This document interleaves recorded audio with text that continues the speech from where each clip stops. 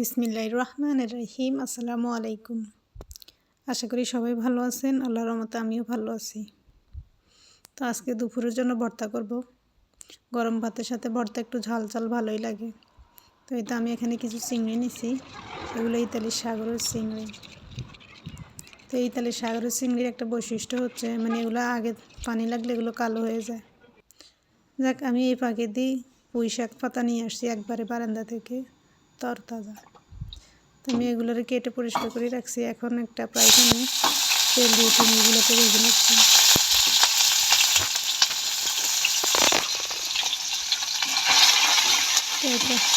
নেড়ে চেড়ে নিচ্ছি আমি। এগুলো ভাজা ভাজা হয়ে গেছে। আমি এখন পুঁই শাকগুলোও দিয়ে দিচ্ছি। পুঁই শাক থেকে পানি বেরিয়ে যাব। এই তো পানিগুলো এখন শুকাই আমি চিংড়ি আর পুঁই শাক শুকনো শুকনো করে রাখছি। এখন বাটিতে নিছি। যদিও ফ্রাই প্যানের নিচে একটু লাগা লাগা হয়ে গেছে, সমস্যা নাই। এখন একটু তেল দিয়ে মরিচগুলো ভেজে নিচ্ছি। এবার পেঁয়াজও আমি ভাজি। আসলে ভর্তাতে পেঁয়াজ একটু তেলে বা ফ্রাই প্যানে একটু ভেজে দেওয়াই ভালো। মুখ থেকেও গন্ধ কানা কাঁচা পেঁয়াজের, বা একটু থাকলেও সমস্যা হয় না।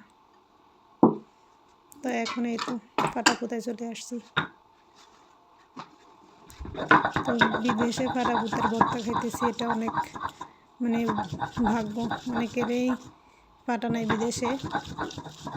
যাক, এটা আমার হাজব্যান্ড আগেই নিয়ে আসছে, ওনারও ভর্তা খাইতে ইচ্ছে করে, যার কারণে উনি ব্যাচেলর অবস্থায় ফাটা পুতা নিয়ে আসছে।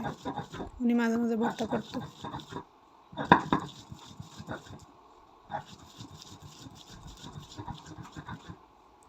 আমি এগুলো একটু আড়া বাটা করে রাখছি।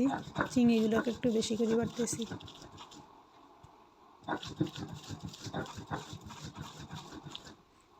অনেক ভালো লাগছে আমার কাছে। ঝালও তো বেশিও হয় না, কম হয় নাই। আমি যতগুলো মরিচ ভাজছি সবগুলো দিই নাই, 4-5টা উঠে রাখছি। যেহেতু আমার বয়স্ক শ্বশুর শাশুড়ি আছে, ওনারা খাইতে পারে না অতটা ঝাল। আমি সবগুলোই ফাটা দিয়ে দিয়েছিলাম।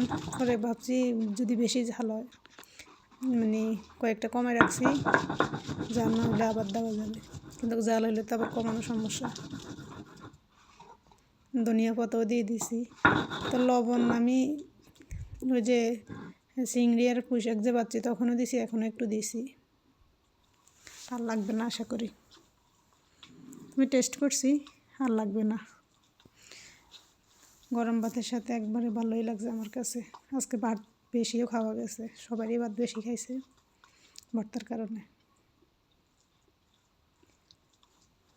ভর্তা হইলে কিন্তু ভাত একটু বেশি যায়।